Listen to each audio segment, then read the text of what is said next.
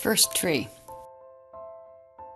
Among the decorations my grandmother put on my Christmas gifts, here is the oldest, most fragile, now least presentable ornament, front and center on the tree.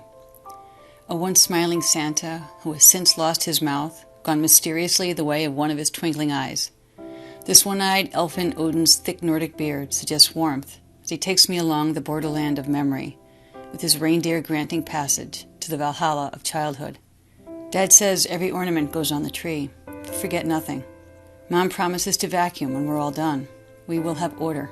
Farther back, though, Grandma at the door, her ruby lips puckered to kiss her granddaughter on the cheek, and Grandpa behind her.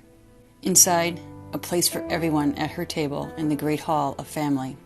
The truth of eternal life is the searching, always the searching, for a way home. An eye for an eye. You reset the clock, taking us back to the first moment, the first gift, first sight of the first tree at the center of the universe, adorning it with stars. There it is in the wink of your eye. So too in a grandmother's kiss on the cheek.